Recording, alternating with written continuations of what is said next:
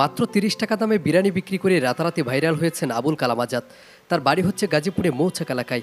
তিনি বর্তমানে একটি ছোট্ট ছাপড়িতে বসে তিনি মাত্র ৩০ টাকা দামে বিরিয়ানি বিক্রি করছেন, সেখানে আবার তার সাথে মাংসও দিয়ে দিচ্ছেন।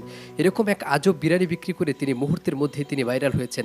তার দোকানের নাম দিয়েছেন কালাম মামার মাত্র ৩০ টাকার বিরিয়ানি হাউস, এবং যা দেখে রাস্তা দিয়ে যারা চলাচল করে তারা অবাক হয়ে তাকিয়ে থাকে যে কিভাবে সম্ভব মাত্র ৩০ টাকা দিয়ে এক প্লেট বিরিয়ানি।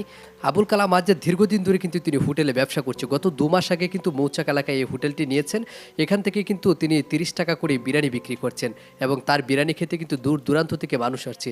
বিশেষ করে কিন্তু গার্মেন্টস শ্রমিক যারা রয়েছে তারা দুপুরবেলা তার বিরিয়ানি খাওয়ার জন্য কিন্তু ভিড় করে তার এই বিরিয়ানি খেয়ে যায়, এবং তার বিরিয়ানি কিন্তু ব্যাপক পরিমাণ কিন্তু বিক্রি হয়। তারা বিরিয়ানির সাথে কিন্তু মাংস টুকরাও রয়েছে, যেখানে গরু মুরগি সহ বিভিন্ন প্রজাতির কিন্তু তিনি মাংস দিয়ে থাকেন, এবং তা খেয়ে কিন্তু কাস্টমাররা কিন্তু তাকে তৃপ্তি সহকারে কিন্তু তাকে বলে যায় যে তার বিরিয়ানি কিন্তু অনেক সুন্দর হয়েছে। আমি 30 টাকা বিক্রি করছি এবং পরিষ্কার